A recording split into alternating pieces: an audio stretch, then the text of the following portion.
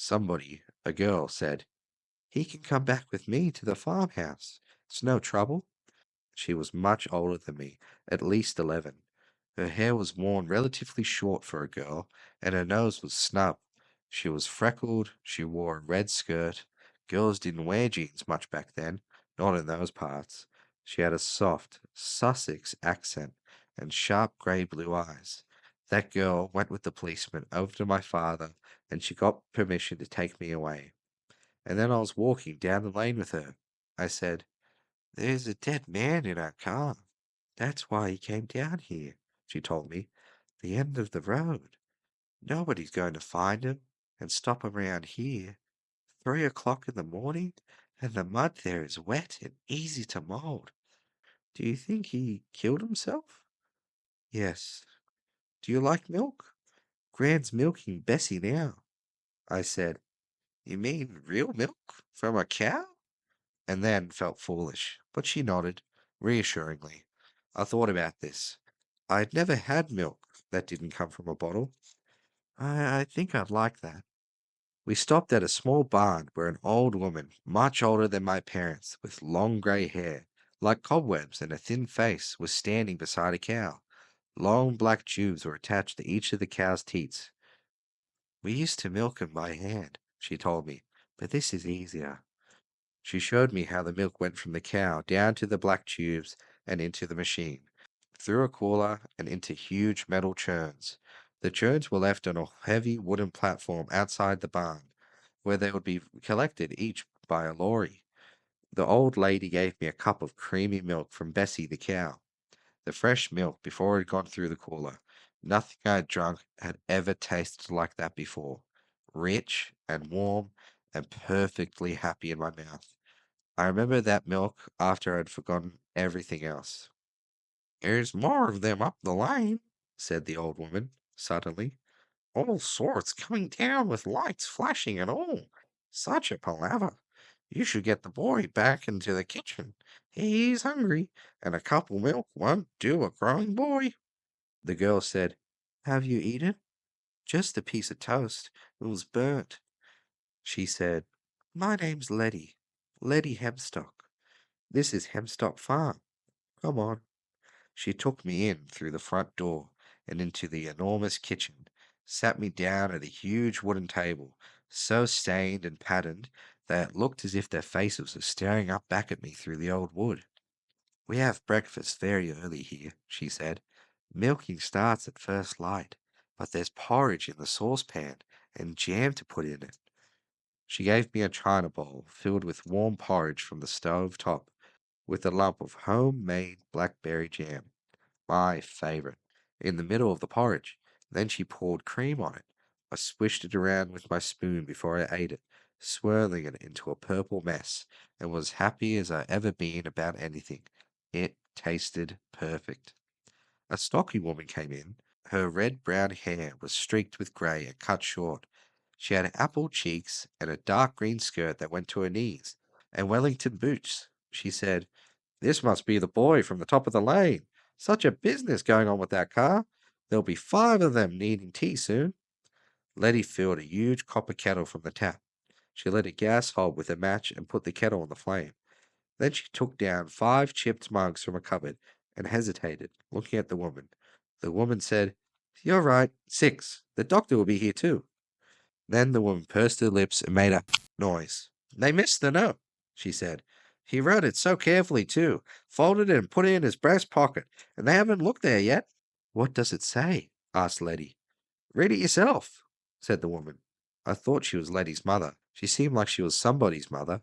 Then she said, "It says that he took all the money that his friends had given him to smuggle out of South Africa and bank for them in England, along with all the money he'd made over the years for the opals. And he went to the casino in Brighton to gamble, but he only meant to gamble with his own money. And then he meant to dip into the money his friends had given him until he had backed the money he had lost. And then he didn't have anything," said the woman. "And it was all dark." "That's not what he wrote, though," said Lady, squinting her eyes. "What he wrote was, 'To all my friends, I am so sorry it was not like I meant to, and hope you can find it in your heart to forgive me. I cannot forgive myself.'" "Same thing," said the older woman. She turned to me. I'm Letty's ma, she said. You have met my mother already in the milking shed. I'm Mrs. Hempstock, but she has Mrs. Hempstock before me, so she's old Mrs. Hempstock. This is Hempstock Farm. It's the finest old farm hereabouts. It's in the Domesday Book. I wondered why they were all called Hempstock, those women, but I did not ask, any more than I dared to ask how they knew about the suicide note, or what the opal miner had thought as he died. They were perfectly matter of fact about it. Letty said, I nudged him to look in the breast pocket. He'll think he thought of it himself. There's a good girl, said Mrs. Hemstock. They'll be in there when the kettle boils to ask if I've seen anything unusual, and to have their tea. Why don't you take the boy down to the pond? It's not a pond, said Letty. It's my ocean. She turned away to me and said, Come on. She led me out of the house the way we had come in. The day was still grey. We walked around the house, down the cow path. Is it a real ocean? I asked. Oh, yes, she said. We came on it suddenly. A wooden shed, an old bench, and between them, a duck pond. Dark water spotted with duckweed and lily pads. There was a dead fish, silver as a coin, floating on its side on the surface. That's not good, said Letty. I thought you said it was an ocean, I told her. It's just a pond, really. It is an ocean, she said. We came across it when I was just a baby, from the old country. Letty went into the shed and came out with a long bamboo pole with what looked like a shrimping net on the end. She leaned over and carefully pushed the net beneath the dead fish. She pulled it out. But Demstock Farm is in the Domesday Book, I said. Your mum said so, and that was William the Conqueror. Yes, said Lady Hemstock. She took the dead fish out of the net and examined it. It was still soft, not stiff, and I flopped in her hand. I had never seen so many colors. It was silver, yes, but beneath the silver was blue and green and purple, and each scale was tipped with black. What kind of fish is that? I asked. This is very odd, she said. I mean, mostly fish in the ocean don't die anyway. She produced a horn-handled pocket knife, although I could not have told you from where, and she pushed it into the stomach of the fish and sliced along, toward the tail. This is what killed her, said Letty. She took something from inside the fish.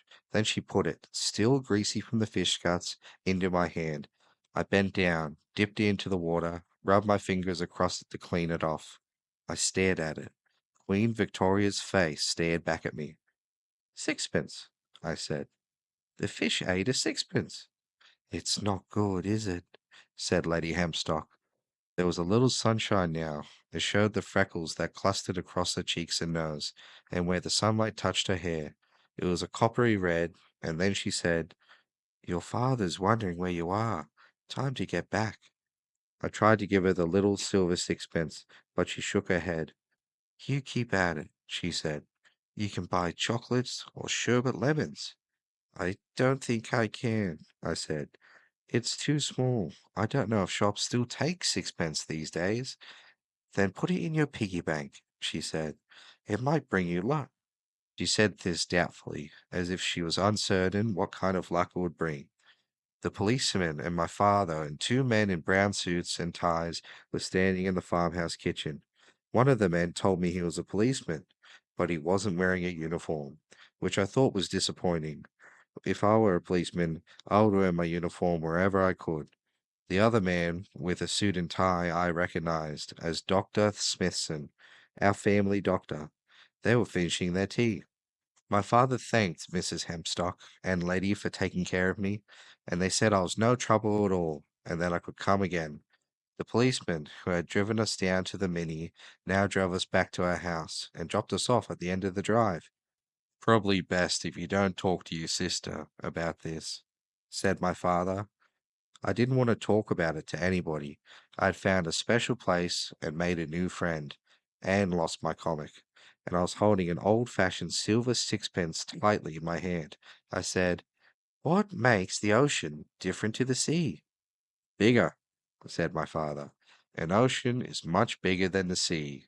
Why? Just thinking, I said. Could you have an ocean that was as small as a pond? No, said my father. Ponds are pond-sized, lakes are lake-sized, seas are seas, and oceans are oceans. Atlantic, Pacific, Indian, Arctic. I think that's all the oceans there are. My father went up to his bedroom to talk to my mum and to be on the phone up there. I dropped the silver sixpence into my piggy bank. It was the kind of china piggy bank from which nothing could be removed. One day, when it could hold no more coins, I would be allowed to break it, but it was far from full. And that's the end of chapter 2. To all your listeners that listen all the way and want me to do more, I'm going to put a poll up and you guys can decide whether you want me to read more or just leave it at that. Thank you very much for listening. If you listened all the way, I had a lot of fun reading this book. Until next time.